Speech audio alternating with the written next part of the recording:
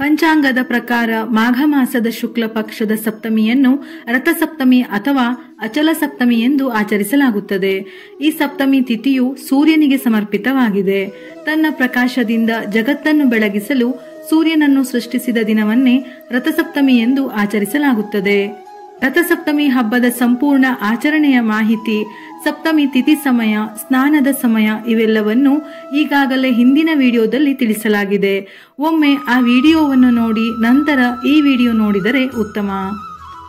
ಸೂರ್ಯದೇವನ ಆಶೀರ್ವಾದವನ್ನು ಪಡೆಯುವುದಕ್ಕಾಗಿ, ಸುಖ ಸಂತೋಷ ಸಮೃದ್ಧಿಗಾಗಿ ರಥಸಪ್ತಮಿ ದಿನದಂದು ರಾಶಿಗನುಗುಣವಾಗಿ ಏನು ಮಾಡಬೇಕೆಂದು ತಿಳಿಯೋಣ.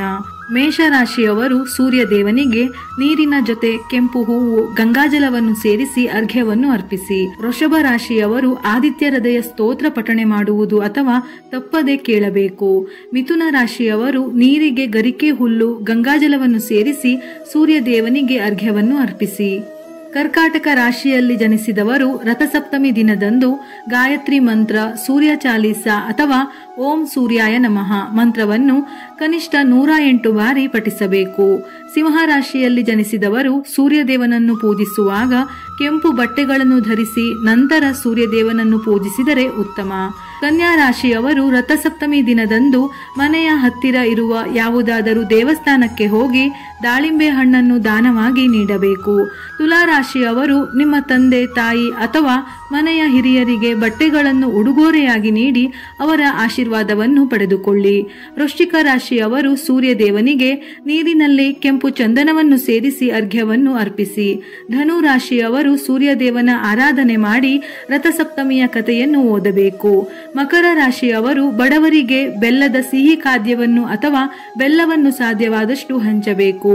ಕುಂಭರಾಶಿಯವರು ನೀರಿಗೆ ಕಪ್ಪು ಎಳ್ಳನ್ನು ಸೇರಿಸಿ ಸೂರ್ಯದೇವನಿಗೆ ಅರ್ಘ್ಯವನ್ನು ಅರ್ಪಿಸಬೇಕು. ಮೀನ ರಾಶಿಯಲ್ಲಿ ಜನಿಸಿದವರು ರಥಸಪ್ತಮಿ ದಿನದಂದು ನೀರಿನ ಜೊತೆ ಅರಿಶಿನ ಮತ್ತು ಹಳದಿ ಹೂವುಗಳನ್ನು ಸೇರಿಸಿ ಅರ್ಘ್ಯವನ್ನು ಅರ್ಪಿಸಿ.